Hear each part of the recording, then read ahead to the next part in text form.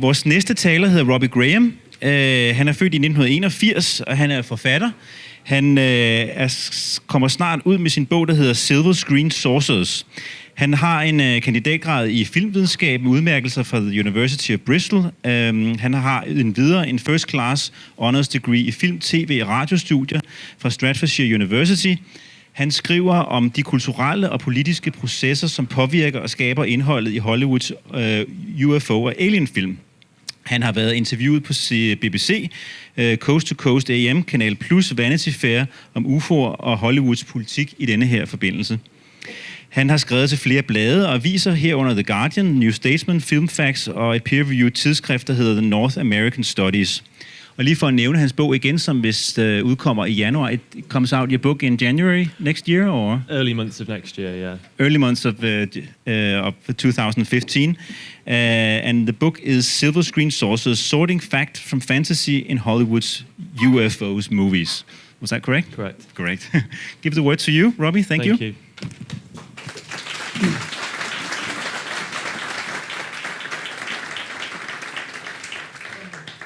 Thank you, Freddie, and thanks to Pia and thanks to Exopolitics Denmark for inviting me to speak here this weekend. It's my first time in Denmark and in Copenhagen, so it's quite exciting for me.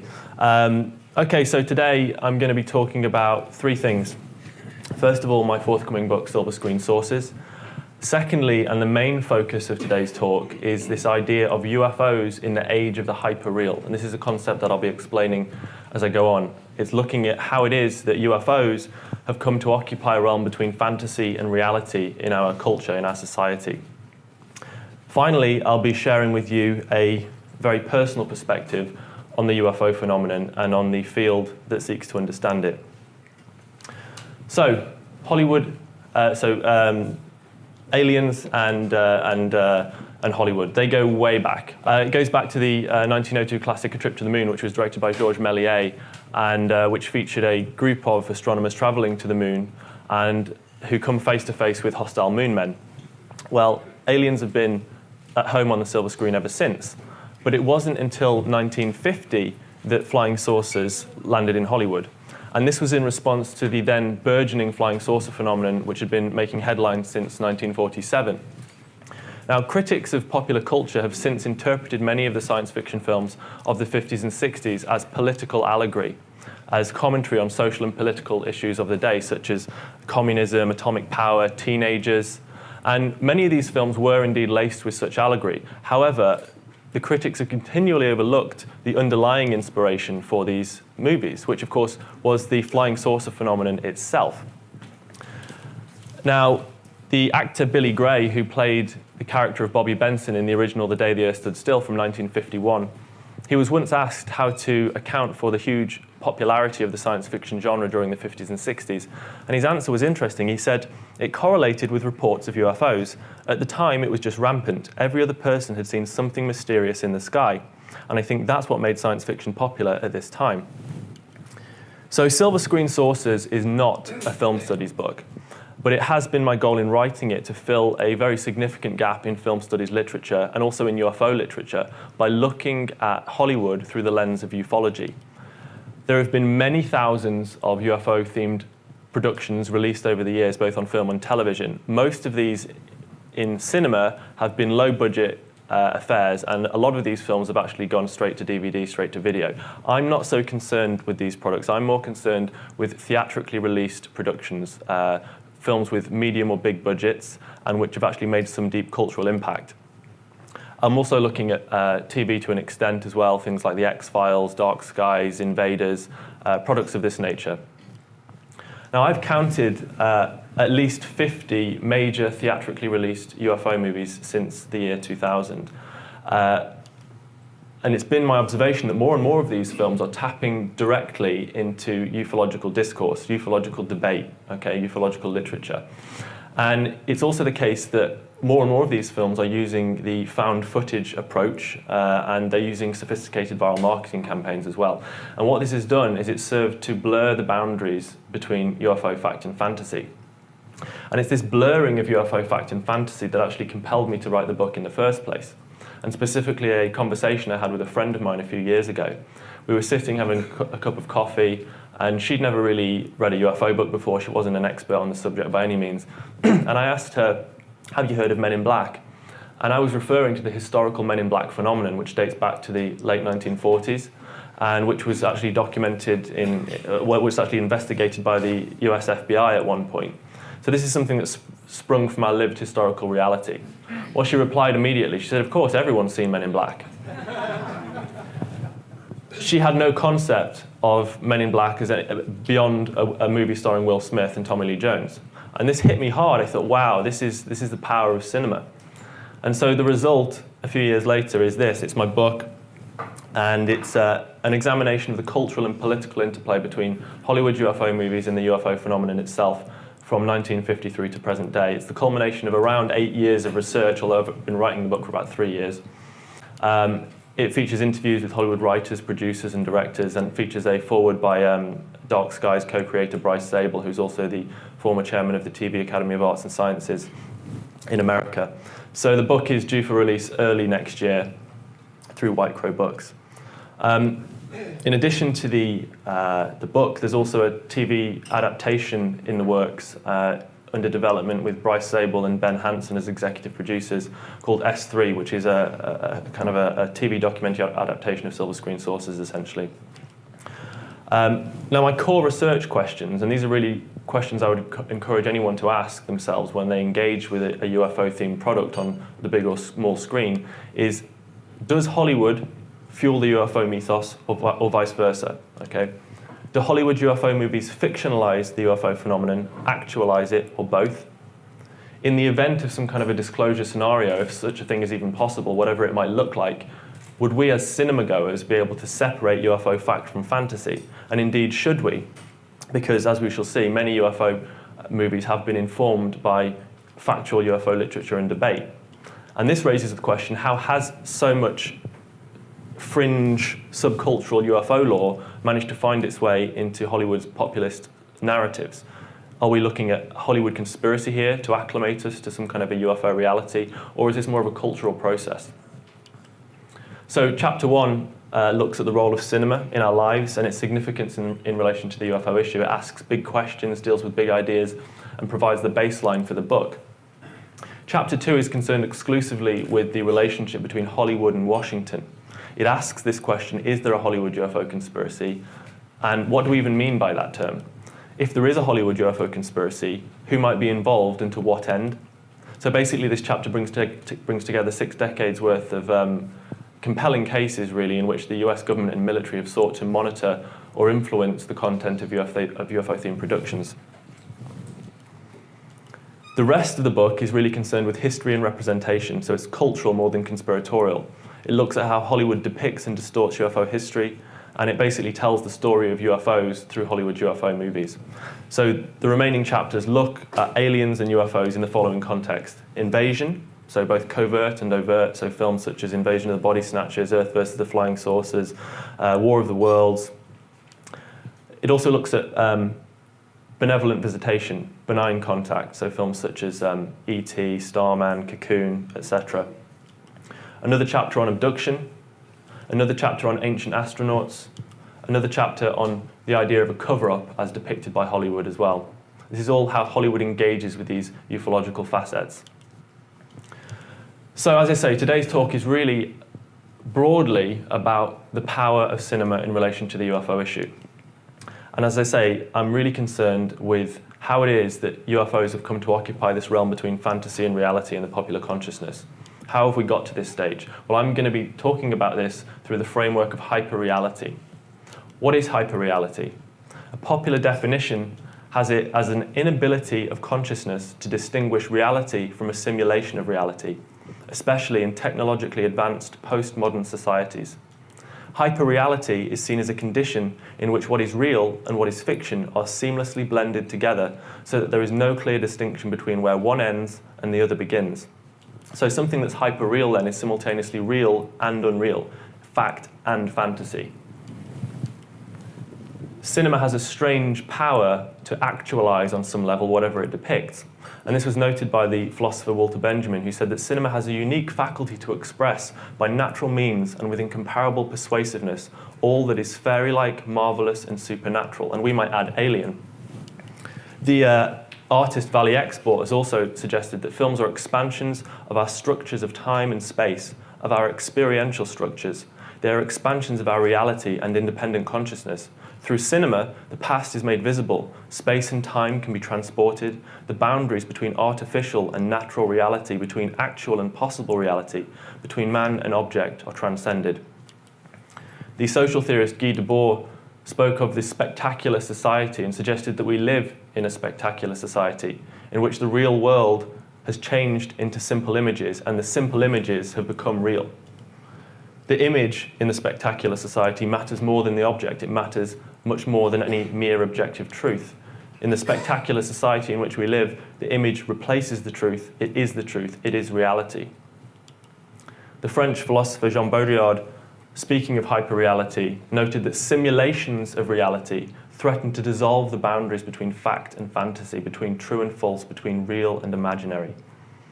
And it's my suggestion that cinematic simulations of ufological history, UFO movies, have actually consumed the UFO history itself. They've replicated it, they've replaced it. It also occurs to me that Hollywood has become our main frame of reference for any popular, serious debate about the idea of life in the universe. It seems impossible for us to think for any amount of time about the idea of life in the universe from a scientific perspective without our thoughts being invaded by iconographic imagery from classic alien movies. And this is a good example. So here we have the British Daily Telegraph reporting on the Vatican's debates about life in the universe, a serious story anchored by a science fiction image from the movie Alien from 1979. More here from the UK Guardian reporting on the US Congress debating the idea of life in the universe, anchored by an image from Steven Spielberg's imagination. More again here, the idea of Christianity being impacted by the discovery of ET life, serious story anchored by Star Trek and the Passion of the Christ, and again the idea of life on Mars anchored by Mars Attacks. Now, when we live in a society in which the media are reliant upon fictional imagery to anchor factual stories, then you know that you are firmly into the realm of the hyperreal. We do live in a hyperreal world.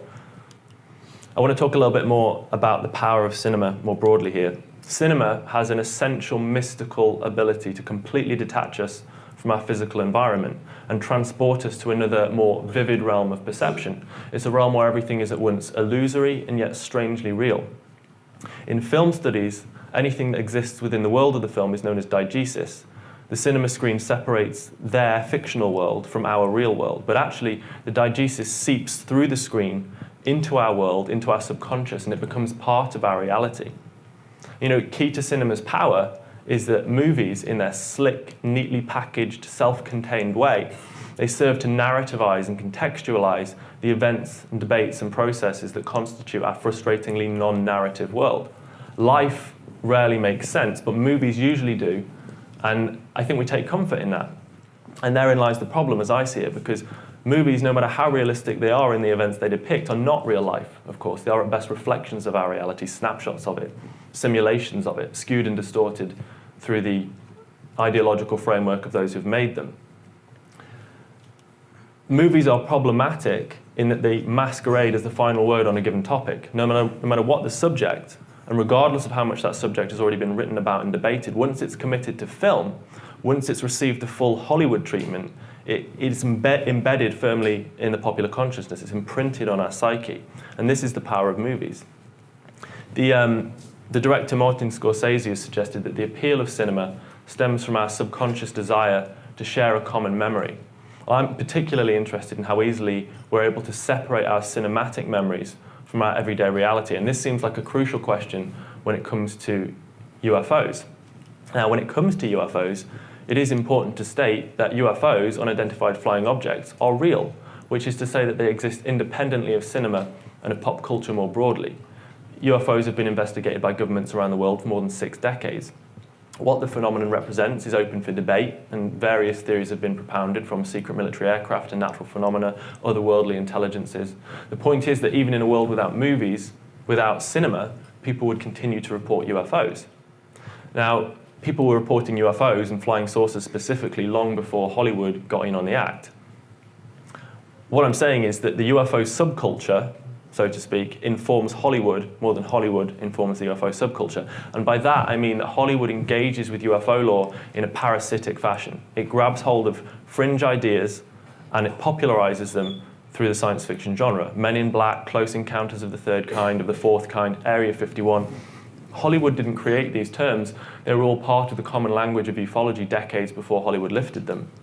Now, this perspective contrasts with a popular assumption that the UFO subculture feeds on and thrives as a result of images projected by the entertainment industry. This is not quite the case, but what Hollywood does do is it encourages a widespread acceptance, not only of the idea that we're not alone in the universe, but also of alien visitation.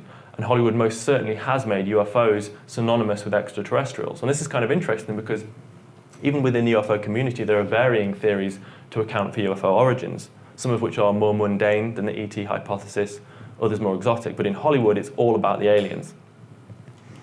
Now, in the case of UFOs and Hollywood, art, broadly speaking, imitates life.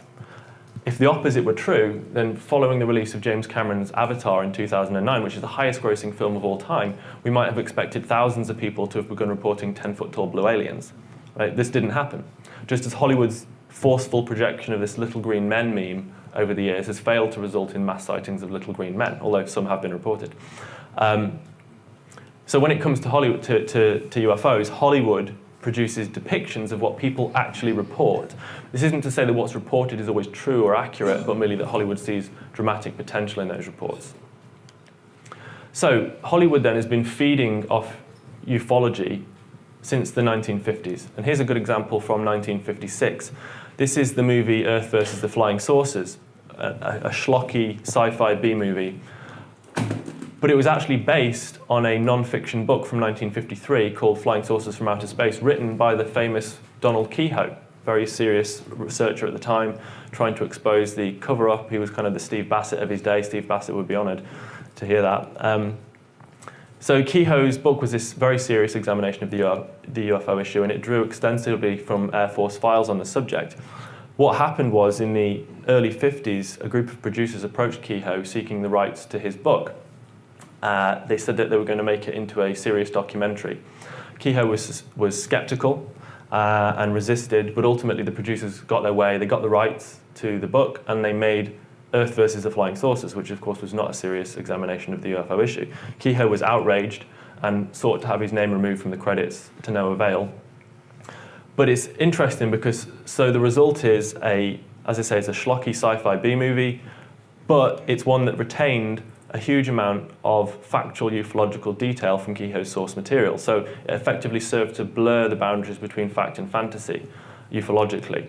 The movie's Flying Saucers, for example, were classic saucer shape with the dome, but they had a rotating outer rim with slotted veins around the edge. This description was something that was taken directly from Keyhoe's book. Keyhoe had collated these descriptions from witnesses over the years, and other investigators had collated the same descriptions. So the appearance of the saucers was largely accurate. The sounds also that the saucers make in the movie is very accurate to witness reports from the 40s through to present, in fact. It's a very high-pitched, whining, whirring, whistling sound, which has been commonly reported with UFO close encounters. And this is the sound that the saucers make in the film. There's actually a very specific reference to ufology in a scene in which Foo Fighters make an appearance. So there's a sequence in the film where the characters are stood in someone's garden and they're discussing Project Skyhook, which is a classified satellite program run by the US Air Force. All of a sudden, two glowing balls of light appear over the garden. These orbs of light just hovering there, seem to be monitoring what they're doing. And the Air Force general in the scene, he remarks, "Look, what are those lights?" And his daughter, Carol, who's a scientist on the project, she replies nonchalantly, "Oh, they're what the pilots call foo lights. There have been so many around the project these last couple of days that we all just take them for granted." Now, anyone familiar with ufology will recognize that Foo Fighters, again, spring from the pages of UFO literature. These were a phenomena reported by military personnel especially during the early to mid 1940s, beginning about 1941, 1942. And typically they took the form of orbs, glowing spheres, or sometimes just dull spheres. Sometimes saucer-like craft were also reported, but they weren't referred to as flying saucers because the flying saucer term wasn't coined until 1947. So this was kind of like a precursor to the modern UFO phenomenon, these Foo Fighters. So this was something that was taken directly from Kehoe's book, factual information inserted into a science fiction movie. Skip forward 2 decades, approximately, to the 1977 classic Close Encounters of the Third Kind, directed by Steven Spielberg. This marked the first on-screen appearance of the archetypal alien grey as we've come to kind of conceptualize it today. Now, shades of the grey had appeared on screen dating back to the 1950s. You'd had beings with large heads but big eyes, or with small eyes rather, and you'd had beings that were small, but you'd never really had one film that crystallized all of these elements and brought them together to form the archetypal alien grey. And this was the first film that really did that. Now, skeptics have suggested that it was this film, the huge cultural impact of this film, that pushed this image into pop culture and led people to report these beings. But actually, it doesn't necessarily hold much weight, because I interviewed the production designer on the movie, a guy called Joe Alves, and I thank Soren Hilgard here for connecting me with Joe. And so I spoke to Joe on the phone, and I asked him, because he's the guy who designed the aliens, of course, and I said, how did you design these aliens? Where did you get your inspiration from? And he replied that he'd called a lot of people when trying to design the aliens to see if people had actually seen anything. And he said that he talked to a lot of legitimate people who described very simplistic creatures with large eyes and small mouths with no nose. So the classic alien grey. And so he was doing his research in the mid-1970s. This is before this image became part of popular culture in the late 1980s and early 1990s. So he was drawing his inspiration from grassroots reports, essentially. He wasn't pulling out of thin air. So he presented this image to Steven Spielberg. Spielberg liked it a lot. He liked the childlike quality of the beings, said, that's what I want, and that's what he got, and that's what audiences got. Beyond the appearance of the aliens, Close Encounters is rich in ufological detail. It features UFOs performing silent and spectacular UFO maneuvers, as per UFO witness reports, UFOs interfering with electrical grids, car engines, government secrecy and disinformation surrounding UFOs. And it also received advice from Professor J.L.N. Hynek, who was the former scientific advisor to Project Blue Book for the US Air Force. He even has a cameo in the movie towards the end.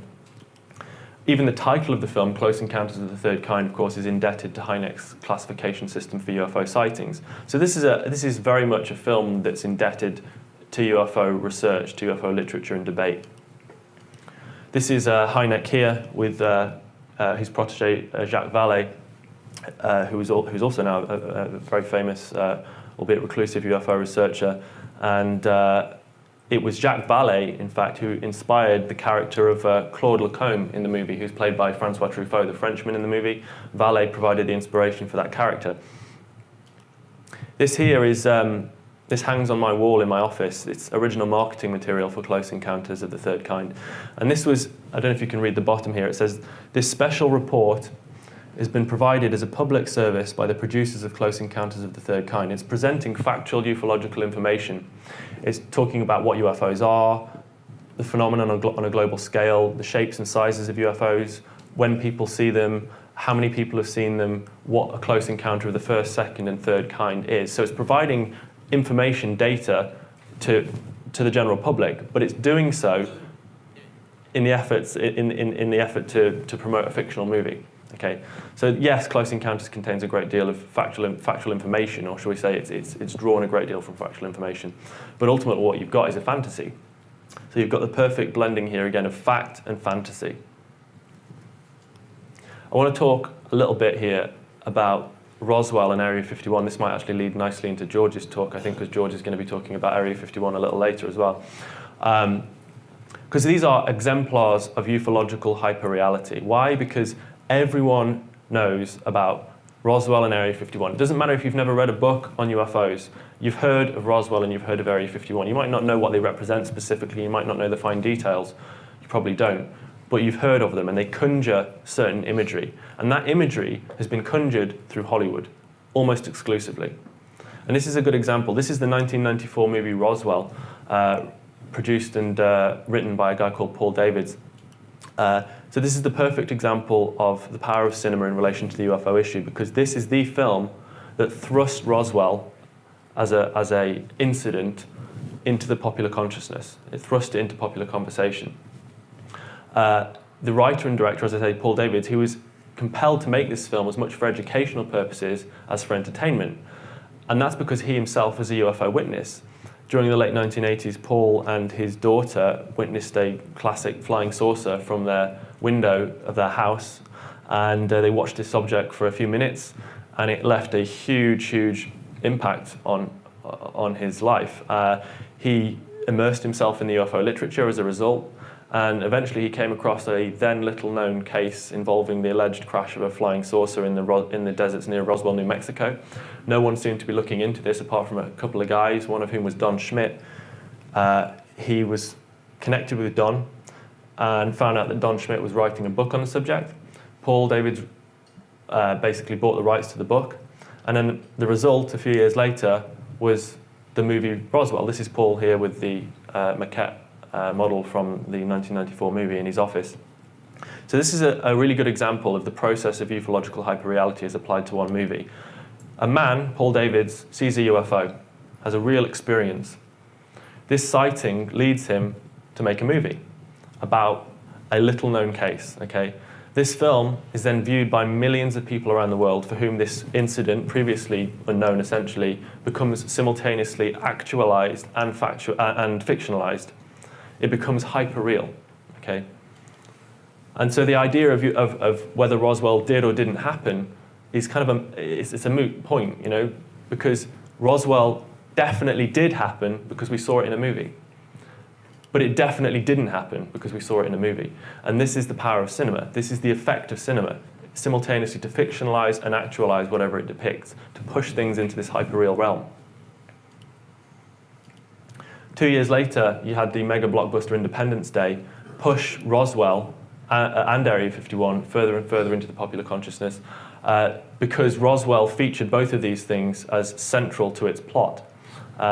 This was actually the film that put that put Area 51 rather on the map. Area 51 had been mentioned in products prior to this. It had been mentioned in Paul Davids' 1994 Roswell movie, briefly, and it had been mentioned in The X-Files. And of course, there'd been news reports on it, and George can tell you all about that. But in terms of entertainment media, this was the product that put Area 51 way out there. Everyone now had some concept of what Area 51 was, albeit a very distorted concept of what it is. Now, of course, Area 51 is a real base. And we probably only know it as such, really, or the average person who doesn't read UFO literature only knows it as such through Hollywood. The Department of Defense, the US Pentagon, actually tried to have all references to Area 51 removed from Independence Day because the producers had originally sought the cooperation of the Department of Defense on this movie, and the Department of Defense said that they would be happy to cooperate and lend their equipment and advice in exchange for a few changes to the script. A lot of these changes related to just basic stuff to do with errors on the part of military depictions, but also they wanted all references to Area 51 and Roswell removed from the script. They described these things as, quote, major stumbling blocks for their cooperation. And the producers were a bit horrified at this. They thought, we can't remove Area 51 and Roswell from our script because they are central to the plot. So eventually, the filmmakers decided to go it on their own, and they said thanks but no thanks, and the DoD had no input in the film, which they would later regret because they missed out on a huge opportunity to basically propagandize about what they do. So yeah, the movie was made without DoD cooperation, and it went on to gross in excess of $800 million worldwide. Still one of the most successful films of all time, and Area 51 and Roswell were now part of pop culture. So much so, in fact, that in the following decade, Area 51 at least had become a cliche. This is the 2003 movie Looney Tunes Back in Action, directed by Joe Dante, who did Gremlins and The Burbs and movies like that.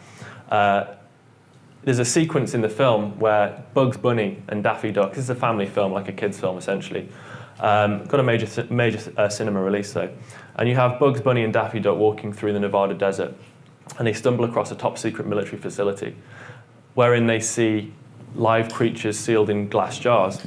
And these creatures are iconic monsters from science fiction films. So you've got Robot Monster, the man from Planet X, the Daleks, the mutant from this island Earth, and you've got Marvin the Martian there as well, all in these kind of glass jars.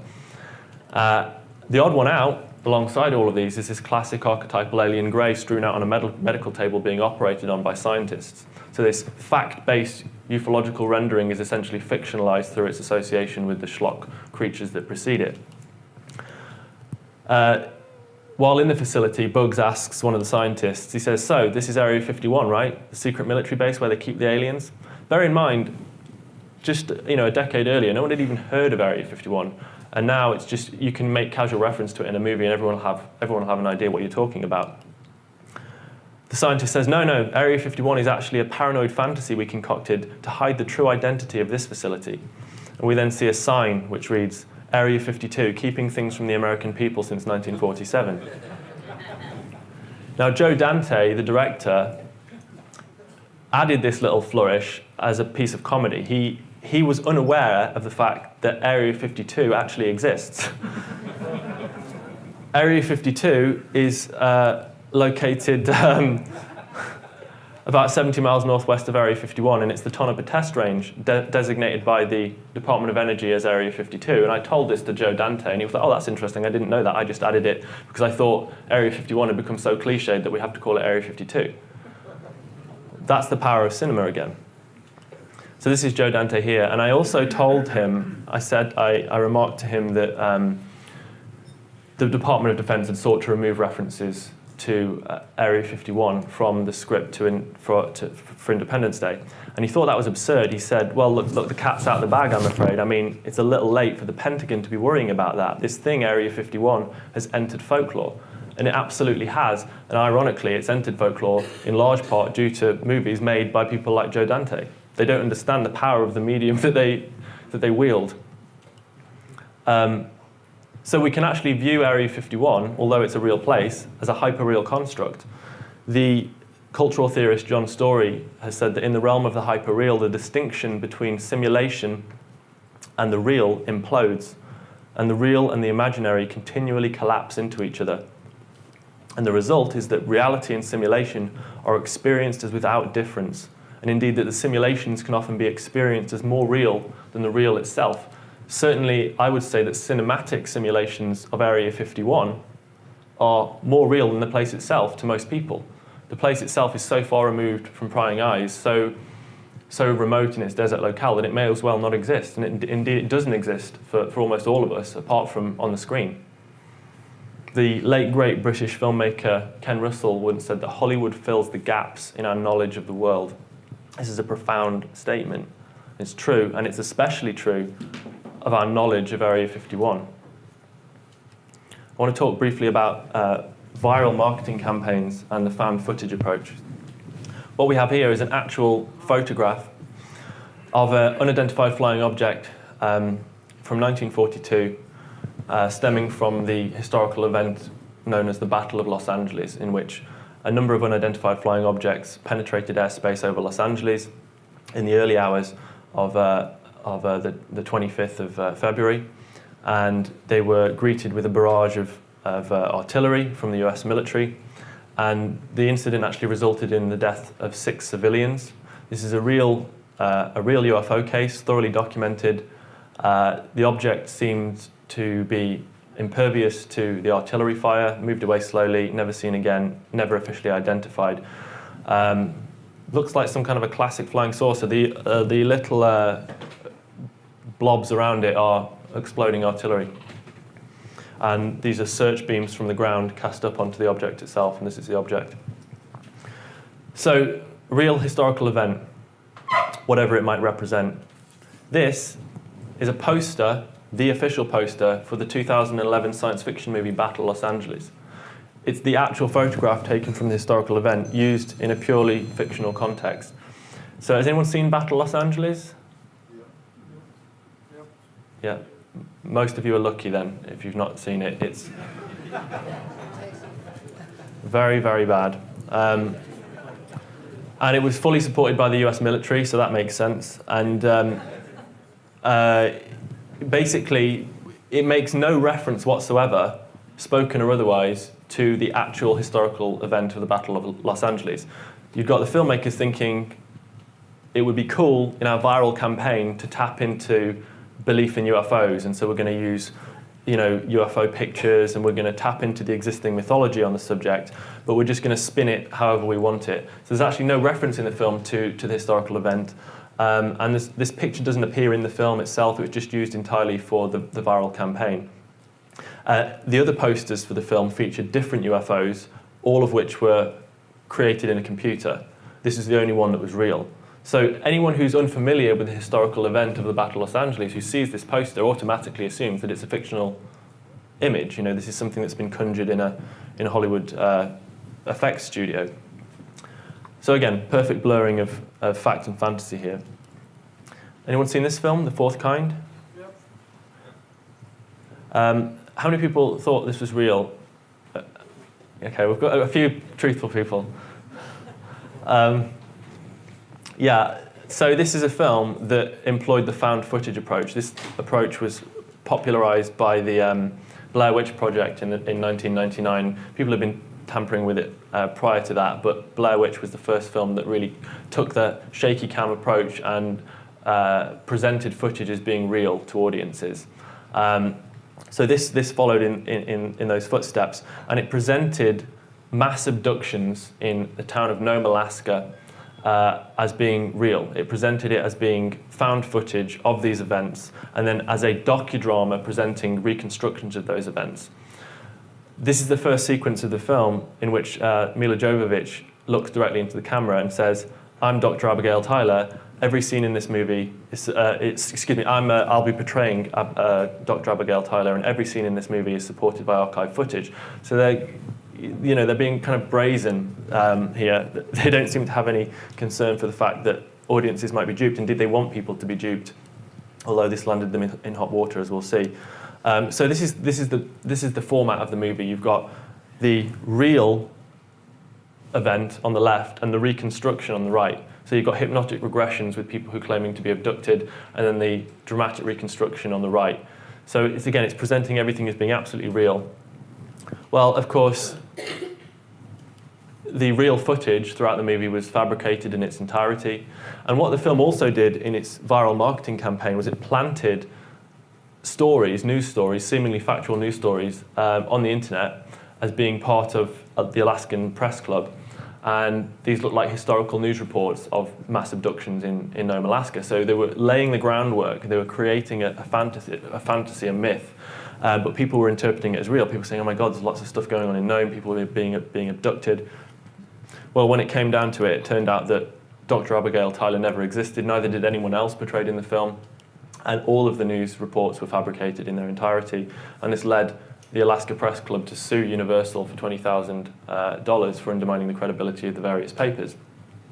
Now, again, I've met a surprising amount of people who have been convinced that this film was real, even after the fact. Even when you demonstrate that it was clearly not, they're convinced it was real. And the reason for that is because, although it's essentially a horror film, it does draw,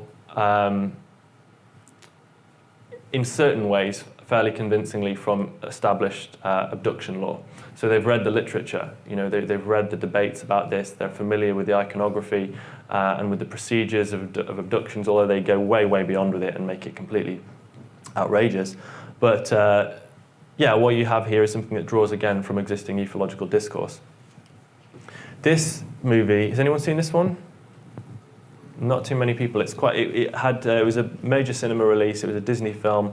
Quite a big budget film, made its money back, not a huge success. Race to Witch Mountain, which is a remake of the 1975 Disney movie Escape to Witch Mountain. This is a film I've spoken about in the past, but I've spoken about it in the past in the context of the CIA, which were actually covertly involved in the production. I won't be speaking about that today, but you can read my work on it online. It's easy to access. Today I'm going to be talking about the ufological content of the film. So it concerns itself with the adventures on Earth of two Nordic beings, essentially, as reported in ufological literature, these kind of beautiful, blue-eyed, blonde-haired beings coming to Earth with benevolent intent. And the film actually opens, the very first sequence of the film is a rapid montage playing out to dramatic music of actual UFO footage. So you're just bombarded with genuine UFO footage, or at least what's purported to be genuine UFO footage. They haven't created the footage. They found it off the internet. They've got it from historical archives. Some of it's obviously real, some of it's questionable, but a lot of it is essentially real. It's taken from the real world. So they bombard you with this imagery. And then we start seeing famous UFO photographs as well. And we hear selected words from actual historical TV news reports. We hear Gulf Breeze, Phoenix, Area 51. Anyone who's familiar with the subject will know that these are kind of part of UFO lore now. We also see real footage of Ronald Reagan addressing the United Nations in 1987, saying we're facing an alien threat from outside this world, which of course he famously said. We also see President Clinton in 1995 talking about Roswell, saying, I want to know. We even see a TV news anchor quoting Congressman Dennis Kucinich, who famously, in his presidential campaign, revealed that he'd seen a UFO, and then it later came to light that he'd actually heard directions in his mind from this triangular UFO. This is on the news. And then we have former Governor Fife Symington saying UFOs are real as well. So this is all stuff which has been taken from archival news sources and just thrust at the viewer in a fictional context. The bad guys in the movie are Project Moondust, okay? They're men in black, and they're a crash retrieval unit. They go around the world retrieving crash flying saucers and, performing experiments, etc., tapping into the UFO conspiracy lore. Now, again, anyone who's read their literature will know that Project Moondust was actually a real Air Force intelligence project, which, along with its sister project, Blue Fly, was employed on a quick reaction basis to recover or perform field exploitation of unidentified flying objects. This is an actual Air Force document officially released. When they say unidentified flying objects, they don't mean they're not admitting extraterrestrial or otherwise, they're simply saying unidentified flying objects. So there were historically projects such as Blue Fly and Moondust, which were tasked with recovery of UFOs, and this was something that the director Andy Fickman wanted to incorporate into the movie. Project Blue Boy, which is clearly a reference to the real Project Blue Fly, was also central to the plot of the 2003 movie Dreamcatcher, which is based on the Stephen King novel. And this whole film is basically concerned with the activities of Project Blue Boy, which is, as I say, UFO crash retrieval unit. And the whole thing is heavily conspiratorial. This is director Andy Fickman, the guy who made Race to Witch Mountain. And I interviewed him in 2010. And we were talking about UFOs. He was born and raised in Roswell, New Mexico. And he said to me, "It's fun for me to talk to you because you're somebody who gets that when the character is carrying that Project Moondust folder, you can really appreciate that there's some historical truth to that, or at the very least that there's some historical reporting of it. Whereas to a lot of people, it's just a prop." He told me that the script originally, as presented to him by Disney, had been more of a comedy, but he wanted the script to be serious. He wanted it to be a serious treatment of the UFO subject. He wanted to make use of events, debates, and terminology featured in the literature. And he said, look, I want to do this film, but I want to do it as seriously as I can. And to this end, he schooled his cast in UFO history. He said, I would spend time with my actors literally just going through UFO 101. We'd watch every DVD that was out there, every documentary. I would give them book upon book upon book. He was trying to educate his cast and in turn educate the public through this film. He told me, in UFO mythology, in terms of literature, in terms of research, there begins to become a language. People in the UFO movement would easily speak of Roswell and have very clear ideas about what that means, what an EBE means, extraterrestrial biological entity. All of this terminology we were kind of slipping in, even the wormhole theory of travel and how someone could visit us from so many light years away. That was all stuff that we were repositioning for our own mythology and storytelling, but all based on previous research. So this is the perfect example of hyperreality through cinema. So basically, Fickman said that he wanted to engage the UFO community, and actually to that end, there's a sequence in the film where they're actually at a UFO conference in Las Vegas, and Whitley Strieber appears in the movie, the famous abductee experiencer. Dr. Roger Lear appears in the movie, and a number of other famous UFO researchers as well, appearing as themselves. Okay, so let me recap some of the points here. Hollywood draws from fact-based discourse on UFOs. Okay, this is a phenomenon which is already rejected by consensus reality. Now, the presentation of this UFO discourse on screen within the context of that most fantastical of genres, science fiction, but it doesn't matter what the genre, because cinema serves to fictionalize and actualize regardless of the genre. The presentation of this UFO mythology on screen serves to blur the boundaries between fact and fantasy. These cinematic simulations of ufological history, UFO movies, simultaneously actualize and fictionalize the UFO phenomenon. They fictionalize the underlying subject matter, that is. It becomes hyper-real. Now we can break this down even further, because we can talk about this in three phases. These are the three phases of ufological hyperreality as I perceive them. And this is my attempt to explain how it is that UFOs have come to occupy this realm between fantasy and reality. So phase one is simulation, in which a film or TV show is produced that reflects a basic ufological reality. Phase two is reception, in which the basic ufological reality is screened as spectacle for mass consumption, and in the process is masked and perverted through the cultural value of the medium, in this case film or TV, but we could extend this to video games, comic books, etc. And then phase three is hyperreality, in which reality and simulation are experienced as without difference, or rather the image has come to mean more to us than any underlying reality. So essentially, this hyperreal state has arisen through processes of mass media simulation. And the blurring of true and false, real and imaginary within the context of sci-fi engenders our acceptance of the UFO as just that, as a fictional cinematic construct with little or no grounding in our lived historical reality. But at the same time, thanks to their permanent residency in the popular imagination, UFOs are no less real to us as a result. So it boils down to this. In our hyperreal world, a world where Roswell is better understood as a plot device, and Area 51 is a tourist attraction, a ufological Disneyland, this right here, and everything it represents, is disclosure. Think about it, because how does one disclose what is already hyperreal?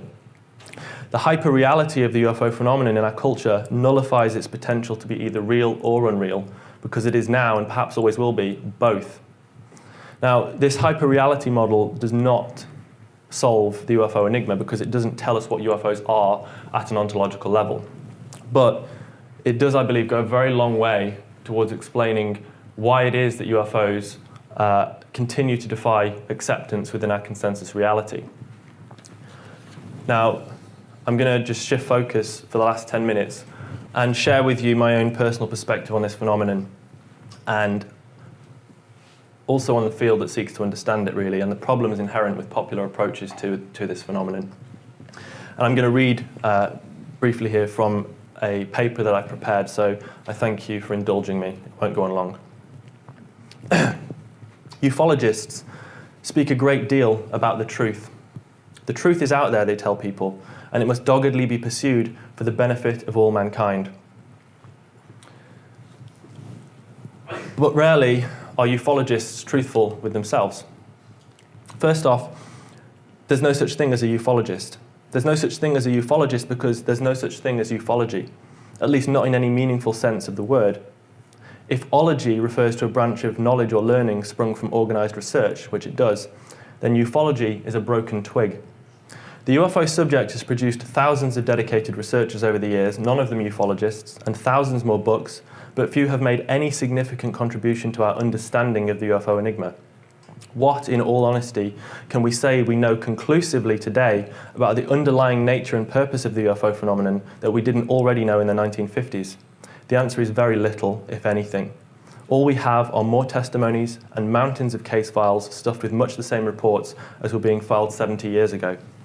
While many UFO researchers undoubtedly would consider their vocation or hobby a selfless one, I regard my own obsession with the subject, and it's fair to say that I am, or rather I was obsessed, to be hugely self-indulgent.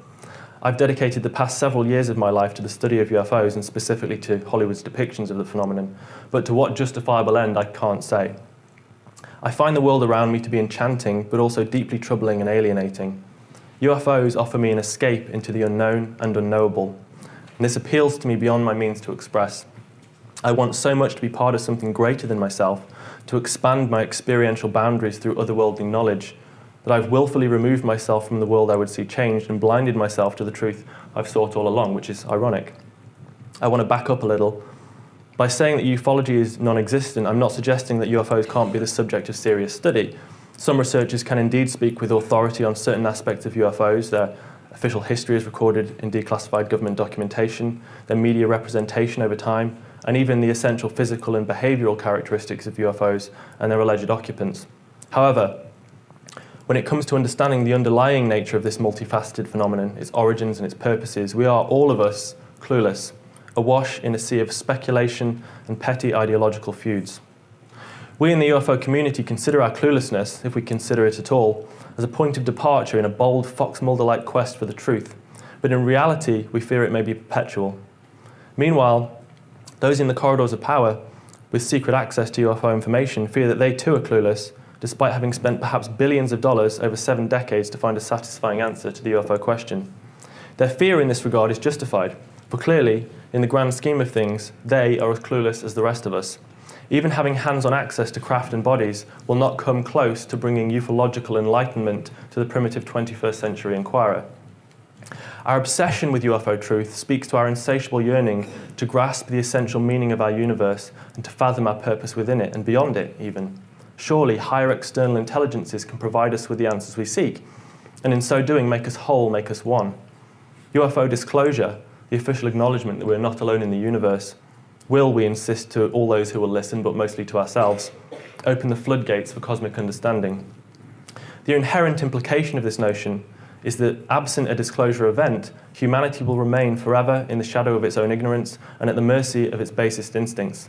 Only UFO disclosure can save us, or at least disclosure is the closest solution to hand to save us from the sinking ship of human civilization. This is delusional.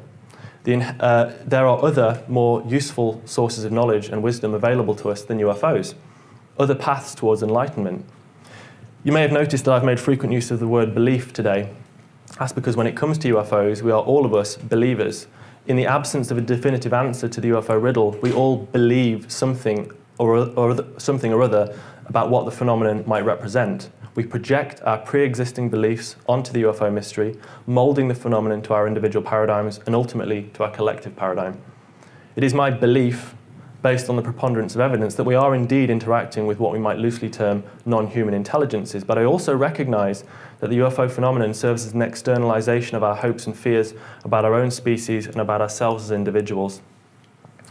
The ancient Chinese text, the Tao Te Ching, advocates that we should seek not to know, but to unknow, to empty our vessels of rigid certainties, and in so doing find enlightenment in a state of unknowing. I've come to recognise that I will never come close to truly understanding the UFO mystery, and that truth is not to be found inside a flying saucer, but rather within a more earthly vessel. We in the UFO community have constructed many roads to UFO truth over the decades, but if only we could see that they all lead back to the same place, to the greatest mystery of all, to consciousness itself. If there is an ultimate truth to be found, it most assuredly is not out there.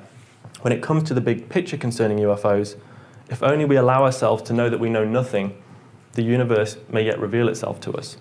Now, I expressed these ideas first online a few months ago in an article I posted on my blog called Letting Go of Ufos. A handful of individuals responded positively to my words, but overwhelmingly, readers accused me of being defeatist in my attitude. Defeatist. The implication being that we're in some kind of war. And certainly that's how a great many people in the UFO community see the pursuit of UFO truth, as a battle, us versus them. This way of thinking is not at all productive, as proven by 70 years of official silence on the UFO issue. They've not budged, and they will not budge, because they cannot, And by the way, they are us, and we are they. The only battle worth fighting here is with ourselves as individuals and as a species. We must fight to overcome our preconceived notions of this phenomenon, notions which to a very significant extent have been shaped and reinforced by entertainment media. We should seek to confront our deeply held beliefs about the phenomenon, seek to unknow, so that truth might reveal itself to us of its own accord and on a profoundly personal level. The problem with the disclosure mindset is that it's already declared an end to the UFO enigma. It says, in essence, we know what they are, extraterrestrial spacecraft, end of story. And then the disclosure movement looks to officialdom, a sort of unfair parent figure, and it tugs incessantly at the leg of power, saying, Dad, tell us. And Dad's like, not now, go and play with your friends. Well, you know what? Dad doesn't have the answers. Sure, he may have a few more pieces of information at his disposal than do we, but he's ashamed to tell you that he doesn't really understand what's going on either. Because despite appearances and the power of his ego, in a universe that's 13 billion years old, he's just a monkey like the rest of us, flailing around for answers in the early years of the 21st century on a planet whose dominant trend is war. So no, Dad doesn't understand what he's dealing with, and he can't even comprehend it. And it doesn't help that the phenomenon he's dealing with goes far beyond the physical, beyond the merely extraterrestrial. He's dealing with a coalescence of impossible phenomena. He's dealing with consciousness itself. And so what can Daddy possibly tell the kids without appearing ignorant and confused, without losing a huge weight of his authority as a parent, as a leader? It's better to stay silent and let the kids believe that he has all the answers, that he's all-knowing. It's for this reason that should officialdom ever come clean on the UFO issue, we should all be immediately and extremely suspicious, because UFO truth by way of official power structures will not be truth at all. We know this. It will, by necessity, be whatever truth least vilifies and incriminates the secret keepers, whose primary concern is not to bring about world peace through the disclosure of cosmic secrets, but rather to avoid at all costs being lynched by angry mobs for having withheld from the public incomprehensible data concerning the nature of our reality, and to maintain our existing global system, a system in which the activities of the privileged few are concealed from the distracted masses. This is the system we vote for year after year, decade after decade, the illusion of democracy. And if and when the day comes that the layers of our reality are peeled back and humanity collectively finds itself in a new world, it will not be for one signature too many on a disclosure petition. If we must insist on using the term, disclosure is a slow process of personal awakening on a mass scale. When I say personal awakening, I most certainly do not mean the simple acceptance that we are not alone in the universe. I mean a continuing process of inner exploration. The ultimate irony of the disclosure movement is that it deeply distrusts officialdom while simultaneously looking to officialdom for the truth. And by imagining all answers to the UFO mystery to be out of public reach, deep in the bowels of the national security state, the disclosure movement actually places power into the hands of officialdom while disempowering the individual. I certainly don't have a fast track to UFO truth. I don't believe there is a fast track to UFO truth. All too often on the UFO scene, audiences are content to hear what they want to hear, to have their existing beliefs confirmed by self-proclaimed experts who know full well that their personality cult is guaranteed by telling the crowds, and dare I say followers, only what they want to hear, that disclosure is just around the corner and that a brighter tomorrow will follow that day. But the kind of revolutionary change we hope will be triggered by UFO disclosure can only ever occur from a bottom-up level and over a considerable expanse of time. Enlightenment is earned slowly by the individual. It is not handed to him by officialdom on a saucer-shaped platter. But then it's easier to demand of a faceless bureaucracy than it is to demand of ourselves. I should clarify that I don't take issue with the disclosure movement in itself. The efforts of people like Steve Bassett and others have undoubtedly brought UFOs to the attention of many thousands of people around the world who previously were indifferent to the issue, and this is to be applauded. What does concern me, however, is that disclosure has become the focus of the UFO community. It's a luring offer of a fast track to UFO truth, marginalizing more esoteric approaches to the phenomena. In short, in the age of disclosure and exopolitics, the pursuit of UFO truth is political rather than mystical.